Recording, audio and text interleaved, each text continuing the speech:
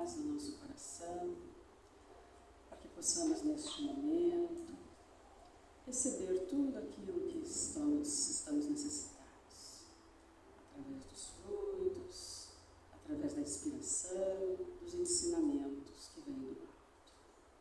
E assim, em nome de Deus e de Jesus, abrimos esse momento de exposição. Graças a Deus. Bom, hoje nós vamos falar sobre bem-aventurados os puros de coração, os que têm limpo o coração. A Neuza hoje começou falando sobre a paciência. A paciência é uma das características de quem tem o coração puro, né? A gente não faz a limpeza do coração sem ter paciência. Está no Novo Testamento, Mateus capítulo 5, versículo 8. No Evangelho segundo o Espiritismo está no capítulo 8. E tem os seguintes subitens: deixar vir a minhas criancinhas, adultério, pecado por pensamentos, mãos não lavadas, escândalos, né? Se a vossa mão for motivo de escândalo, cortai-a. Então é sobre isso que nós vamos falar hoje. As bem-aventuranças, elas são instrumentos valiosos de evolução. Jesus nos trouxe, através das bem-aventuranças, o manual de bem viver. O subir o monte, né, onde Jesus falou sobre as bem-aventuranças, né, o sermão da montanha, simboliza justamente o nosso rumo à evolução, né, subir, progredir. O que demonstra que nós somos impuros? Né? Que características temos se somos impuros? Temos mágoas, temos ressentimentos, vingança, traição, maledicência, tudo aquilo que é fruto do orgulho e do egoísmo. E quais são então as características de quem tem puro coração? Ser humilde, cheio de bondade, todas aquelas características que tem um homem de bem. E aí nós citamos algumas. O homem de bem tem fé no futuro, tem fé em Deus. Ele põe os bens espirituais acima dos bens materiais. Busca de forma contínua o conhecimento e a sabedoria. Aceita os sofrimentos da vida sem reclamar. E aqui entra o bem-aventurados os aflitos, a resignação. Ele é manso, traz em seu coração a doçura e a tranquilidade. Bem-aventurados os mansos e pacíficos. Tem alegria de fazer o bem e de consolar. Bem-aventurados os misericordiosos.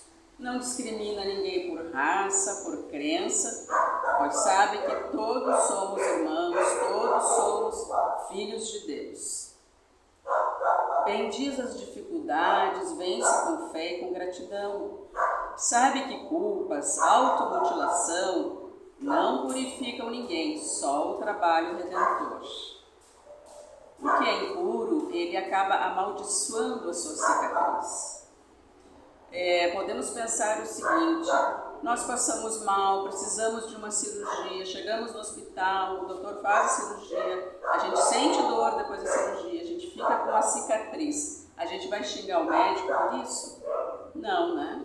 Foi necessário, foi feito, né? Nós passamos por aquela dificuldade, temos aquela cicatriz justamente para realizar a nossa cura, né? E assim são os nossos percalços, as nossas dificuldades na vida, né? Oportunidades, nós podemos chamar assim, que às vezes nos trazem algum sofrimento, né? Mas isso tudo é para que nós tenhamos a cura, né? Toda doença, toda dificuldade, todo sofrimento é justamente para surtir a cura em nossa vida, né?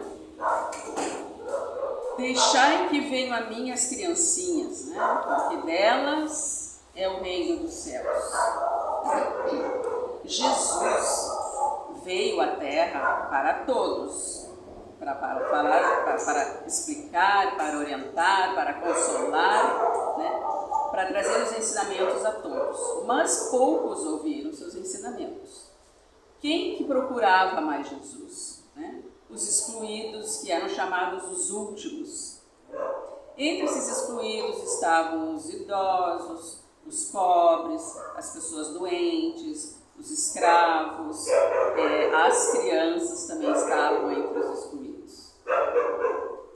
Então, esse também é um dos motivos porque Jesus trouxe a criança para perto dele.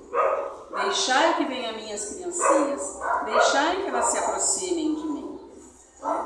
E ele trazia naquele momento para aqueles que se sentiam excluídos alegria, conforto, esperança. Mas por que a criança? A criança ela tem o símbolo da saúde mental, tem o símbolo da saúde espiritual. Criança briga e logo faz as pazes. Se aborrecem, mas logo se alegram. Elas não ficam remoendo. A gente pode parar, né? Quem teve filhos ou quem conhece as crianças, eles brigam com o amiguinho, eles sentam, né? Ficam bravos, daqui a pouco o amiguinho vem e diz, vamos brincar, passou tudo, acabou tudo. É rápido, né? É fogo de palha. Então as crianças não ficam remoendo como os adultos ficam. Elas são mais dispostas a aprender, a escutar, a confiar, vivem de forma mais simples e pura. Até Jesus dizia que nós devemos frequentar a escola das crianças antes que elas frequentem as nossas. Ou seja, nós devemos aprender com as crianças para nos modificarmos, para que elas sirvam de exemplos para nós, para que depois, aprendendo, nós possamos servir de exemplo para elas quando elas precisarem. Elas são flexíveis ao ensinamento. Mas as crianças não são espíritos como nós, né? Cheios de falhas, né? Com um passado com as suas dificuldades. Elas não vêm para reparar, também não vêm para resgatar e não vêm para aprender. Sim, mas a criança, logo que ela chega aqui, primeiro ela esqueceu, por uma dádiva divina, ela esqueceu do passado. Ela não sabe que aquele pai, aquela mãe, aqueles irmãos, quem eles foram na outra encarnação, se eles se davam bem, se não se davam, se eram inimigos. Esse esquecimento é uma bênção. Outra coisa, a criança traz no seu inconsciente, né, em tenra idade, tudo aquilo que ela se comprometeu quando ela viria para cá. Então, ela já vem, ela nasce predisposta. Então, nesse início da infância, a criança é mais inocente, ela é mais pura, ela tem mais simplicidade. Por isso que existe essa comparação. Qual seria a melhor forma, então, de nós ensinarmos as crianças? Com amor, com limites, com exemplos, com boas histórias, para que elas assimilem os valores morais e éticos. E para quando se tornarem jovens e adultos, não tenham medo de serem excluídos porque elas seguem o caminho do bem. Porque se a gente não tem essa boa orientação, esses bons princípios, quando a gente chega nessa idade, a gente quer ir, né, quer ser o pop, quer estar junto com os outros, fazer aquilo que os outros fazem. Mas quando elas têm uma boa orientação moral, ética e bons princípios, elas vão seguir pelo caminho do bem. Nós podemos pensar, então, que não é por acaso que Deus nos coloca aquelas criaturinhas tão fofinhas, os bebezinhos, né? Não é por acaso, é para que a gente se encante mesmo, para que a gente tenha amor, e a gente não lembra do passado, e não é para lembrar, e não precisa lembrar, porque é para a gente recomeçar a partir dali. Então não é por acaso que tem essa infância, que tem essa doçura das crianças, que tem essa pureza, né? E nós, porque somos criados por Deus, né, temos a vocação natural pela simpatia e pelos bons sentimentos. Então, aquele bebê, ele nos cativa, né? Nós temos simpatia por ele, nós temos bons sentimentos, nós queremos proteger, nós queremos cuidar. Né? Então, tudo isso faz parte, né, desse se envolver e de se espelhar na criança. Né? Como ela é, né? Como é que ela reage, com a sua simplicidade, com a sua pureza. E como é linda a inocência de uma criança, né?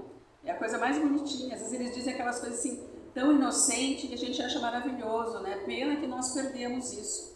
Por isso que ela é o símbolo da pureza do coração.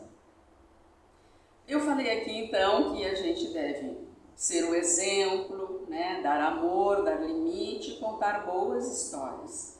E no contar boas histórias, nós olhamos no livro, devia estar aqui agora, né? O Sermão da Montanha para a Criança, tudo bem, todo mundo já conhece? No capítulo 6, tem os bem-aventurados, os limpos de coração. Então ali tem a historinha, o sapinho feliz. Eu vou contar rapidamente essa historinha, para depois a gente passar para os outros itens dos puros de coração.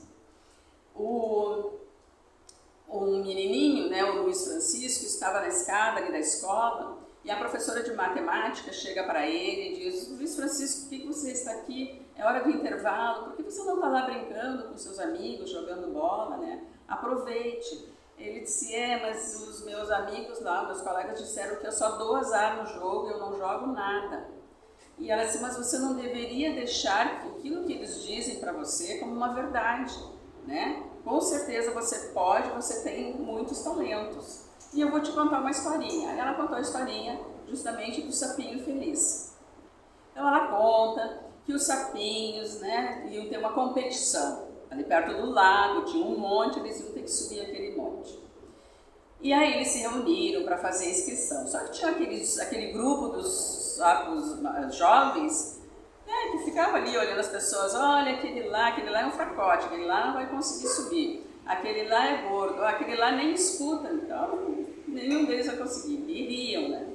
Só que a comissão, né, vendo tudo isso, a comissão da competição, veio depois e conversou com eles: olha, isso não é uma atitude, isso fere as regras da competição, né? Então, se vocês estão nessa posição, vocês vão ter que sair da competição, vocês não vão poder participar. E eles ficaram muito envergonhados. Então, eles acabaram pedindo desculpa, reconhecendo o erro, e todos os sapinhos, então, se inscreveram para a competição. Chegou o dia da competição, o tempo começou a ficar feio. Então, eles disseram: vamos rápido então, vamos começar logo essa competição, porque vai chover. E aí foram subindo, uns já foram desistindo e eles foram subindo.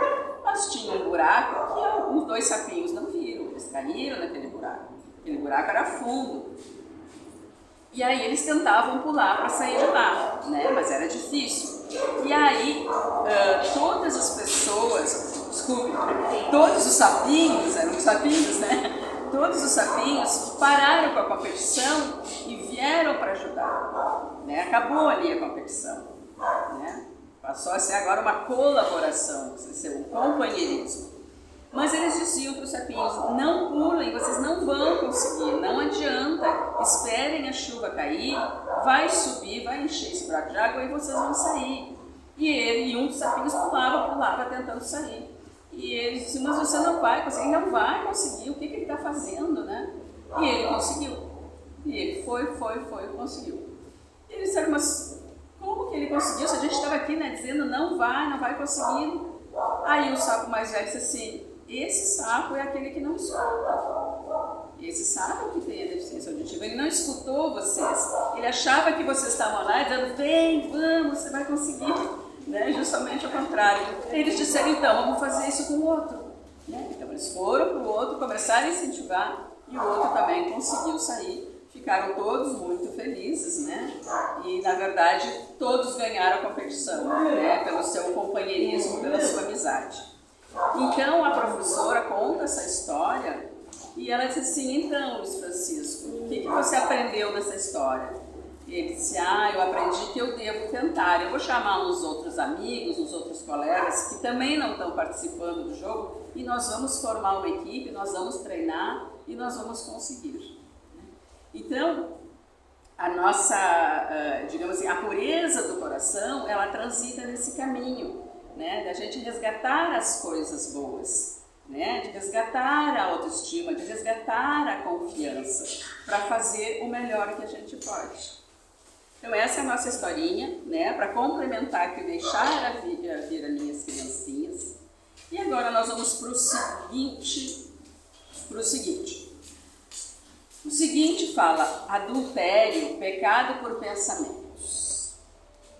Ele diz assim: aprendestes que foi dito aos antigos: não cometereis adultério. Quem que disse isso? Moisés, dos 10 mandamentos. Né? Tem os 10 mandamentos e um desses.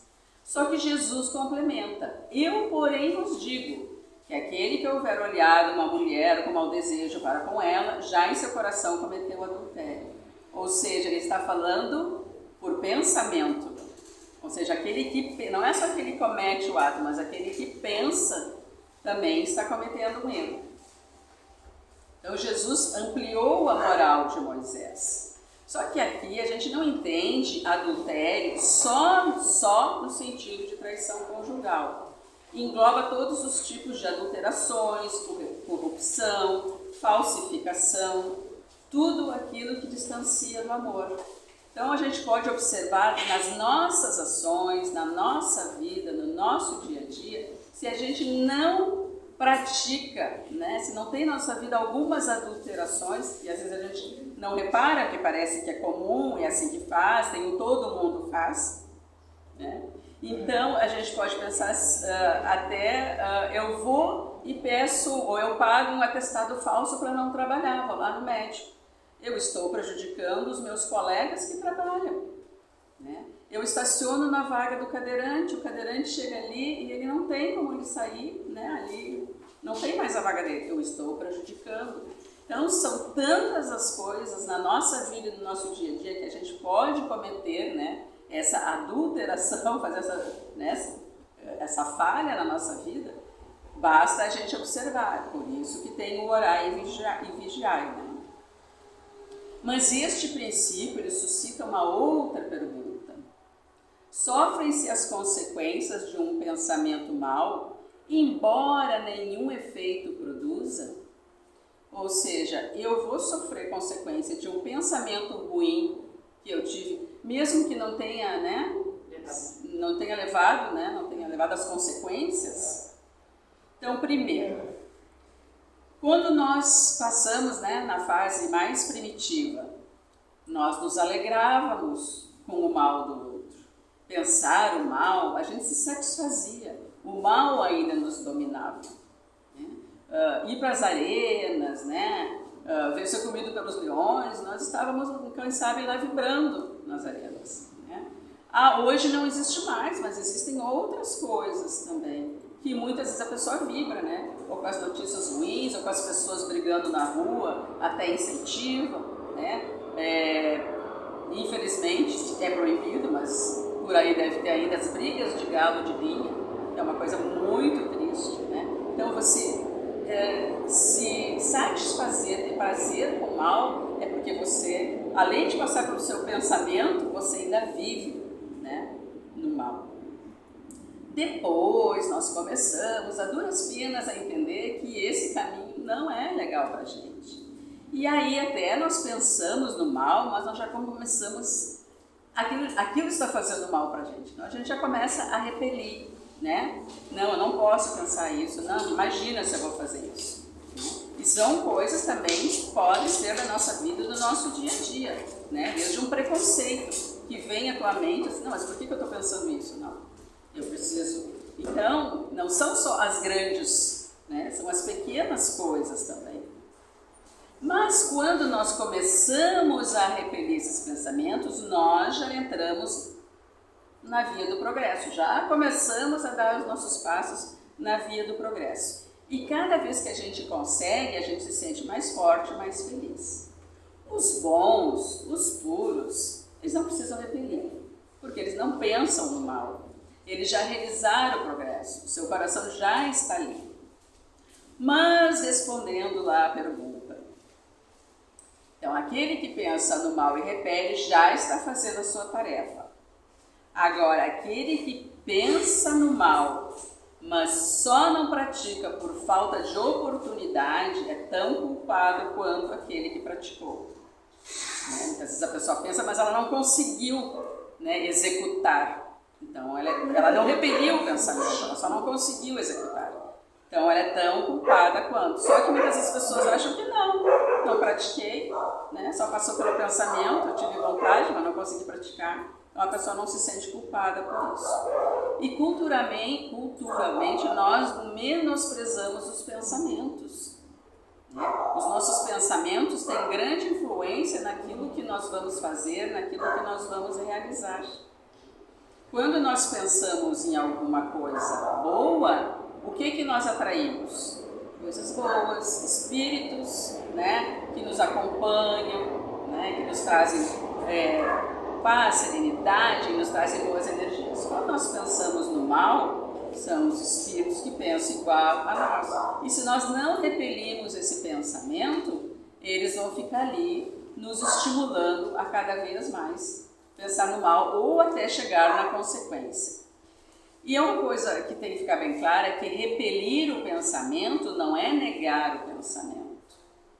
Né? É preciso que eu tenha consciência dos meus pensamentos e sentimentos para que eu modifique. Porque se ele chega e eu só digo, não, vai, eu não tenho, parece que eu não tenho, mas ele volta. Então eu tenho que entender por que eu tenho aquele pensamento, né? De preconceito, de inveja, de raiva, de ressentimento. Eu preciso entender. Não é só dizer, não quero, na hora de dizer não tenho. Não adianta a gente ficar, não é um mantra. Não é para funcionar como um mantra, mas para funcionar como algo para eu entender, para aos poucos eu não repetir mais. Então não basta concretizar. Todo pensamento mal, contrário às leis divinas, ou seja, contrário à lei de amor, vai contra o amor, adultera a lei. Por isso repetimos o orar e vigiar. Né? Uma vez eu vi uma pessoa que disse, não é orar pela gente e vigiar o outro, né? A gente vigiar a gente e orar por todos. E limpar o coração, a gente pode comparar a limpar os armários. Né? Às vezes os nossos armários estão maior confusão, todo abarrotado, com um monte de coisa inútil, ou coisas úteis, mas que não são mais úteis para nós, que são úteis para outras pessoas, e a gente vai acumulando e vai misturando tudo aquilo. Então, em nós também, né, nós acumulamos sentimentos ruins. E quanto mais a gente acumula sentimentos ruins, menos espaço vai ter para coisas boas. Então, a gente começa a limpeza pelo nosso pensamento, né? Depois a limpeza do nosso sentimento, até que a gente tenha espaço para o belo e para o bom. E aí a felicidade tem por onde fluir. Agora vamos às mãos não lavadas, que é um outro item. Então chegaram a ele os escribas e fariseus, a ele Jesus, de Jerusalém, dizendo para Jesus, por que violam teus discípulos a tradição dos antigos? Pois não lavam as mãos quando comem o pão. E Jesus respondeu, e vós também, por que transgredis o mandamento de Deus pela vossa tradição? Nenhum momento está dizendo que não é correto a gente ser higiênico, né? Não é correto lavar as mãos. Mas os fariseus davam muito mais importância, né, a lavar as mãos do que reformar o coração. Os escribas, né, os doutores da lei, eram os especialistas no estudo da lei e Torá. E os fariseus eles conheciam muito bem as leis, mas eles eram muito preocupados com a rigidez de praticar leis exteriores. Eles criaram um complexo de purificação, um ritual muito complexo de purificação através da lavagem das mãos. Então, né, eu até estava lendo, mas o Olavo até aqui, o Olavo tinha todo um mecanismo para lavar as mãos, porque isso seria purificado. Né? Um engano, né? Uma ilusão. Eles achavam também que se você fizesse um juramento no altar, né, num templo, não teria efeito. Só teria efeito se esse altar, esse templo, fosse todo ornado de ouro e se você deixasse um sacrifício ofertado no altar. Só coisas exteriores. Então, por trás desses rituais, eles escondiam pensamentos, atos indignos, na ilusão que a aparência de justos e virtuosos estava intacta, né? Acabavam negligenciando, né, os mandamentos de Deus, ajudar ao próximo. E Jesus não se submetia a estas regras. Então eles ficavam assim, muito indignados, né? Porque Jesus, como judeu, não seguia, né, o mandamento. Os rituais por si só, eles não têm nenhum efeito, porque precisa de um amor em ação. Eu posso até ter o ritual, agora eu pego e me ajoelho aqui e oro. Para Deus isso não faz nenhuma diferença se eu estou de joelho, se eu estou sentada. O que interessa é o meu coração e a minha mente se está em contato com Deus. Mas na época lá, era muito... Na época não, hoje também. Era muito mais fácil limpar as mãos do que limpar o coração. Mas assim achavam que estavam quites com a lei. O profeta Isaías, porque antes de Jesus vieram muitos filósofos, muitos profetas, dizendo a mesma coisa. Né? As pessoas estavam muito apegadas às crenças e coisas exteriores, então Jesus foi mandando, né? E o profeta Isaías veio 700 anos antes de Cristo. E ele dizia para as pessoas que o ouviam, né? Vocês me honram de lábios. Que me interessa a quantidade de sacrifícios? Estou farto do holocausto que fazem com os animais. Parem de ofertas inúteis, incenso, luas novas, sábados, assembleias, não suporto injustiça. Lavem-se, purifiquem-se, tirem da minha vista as maldades. Parem de fazer o mal, aprendam a fazer o bem. Busquem o dinheiro, socorram os oprimidos, façam justiça ao órfão, defendam a casa da viúva. Então, naquela época, 700 anos antes de Cristo, já tinha o profeta falando tudo isso. E por Jesus também foi honrado, e a esses muitas vezes ainda é honrado de lábios, né? Muitos se dizem cristãos, mas fizeram e fazem ainda a mesma coisa. Né? Não é o fato de eu ter um ritual, de eu ter um culto, de eu ir a um culto, de eu ir a uma missa, de eu comungar, de eu me confessar, de eu vir na casa espírita tomar um passe, que está tudo certo. Só o ritual não vai fazer muita diferença, né? Porque é cumprir aquilo que eu aprendo que é que vai me aproximar de Deus. O que é errado, mesmo que todo mundo esteja fazendo, e o que é certo, mesmo que ninguém esteja fazendo. A religião, ela tem a função de conduzir o homem a Deus, mas a caminhada é nossa. Então, cultos exteriores, né? Só lavar as mãos, sem a devida reforma, não cumpre seu papel. O que cria isso? Fanáticos, supersticiosos e hipócritas, né? Porque dizemos uma coisa e fazemos outra. Nós já estamos quase no final, então eu vou falar rapidamente do escândalo. Ai do mundo por causa dos escândalos, porque é necessário que sucedam escândalos, mas ai daquele por quem venha o escândalo.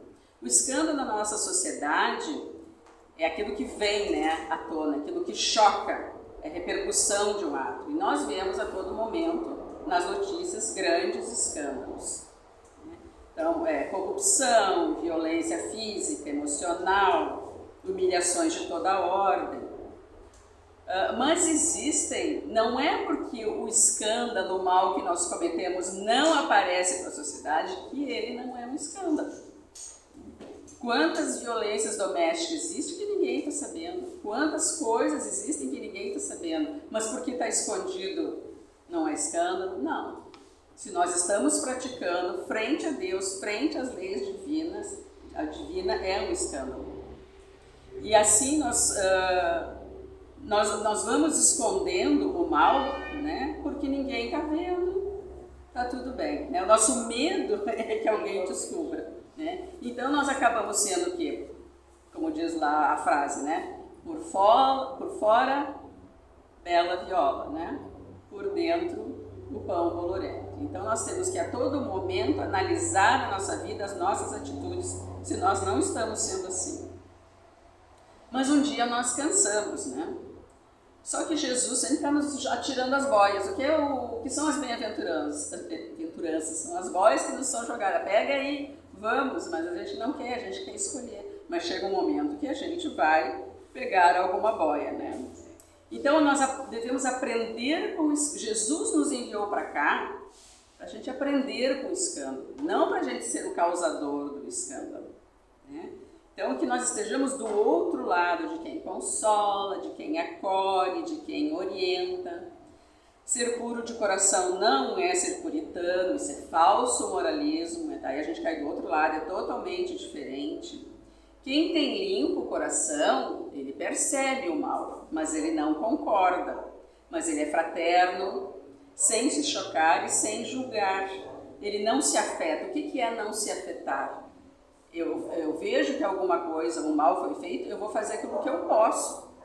Mas eu não vou lá bater no outro porque ele fez o mal. Eu não vou fazer a justiça com as minhas mãos. Né? Nós vamos fazer o melhor pela pessoa, independente de quem seja a pessoa. O que a gente quer dizer com isso? Se eu vou num presídio visitar alguém, eu vou lá para botar a mão na ferida, para dizer o que ele fez, o que ele deixou de fazer. Isso é com o juiz, é o juiz, né, que vai julgar.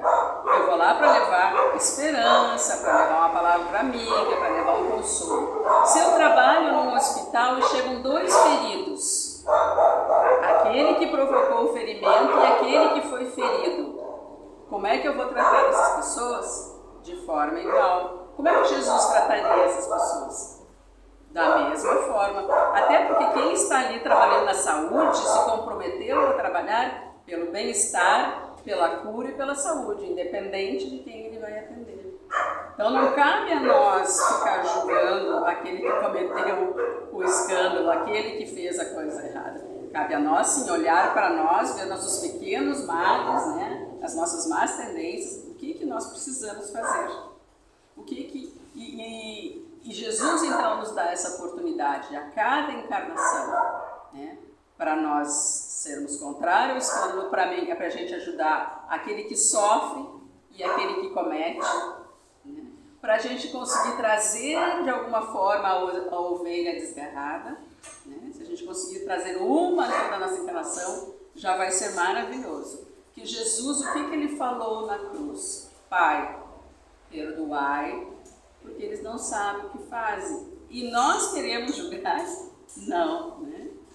Então, essa pureza de coração, ela é um trabalho muito grande, que nós temos que fazer todos os dias, todos os momentos, através dos nossos pensamentos, olhar os nossos sentimentos, as nossas atitudes, né?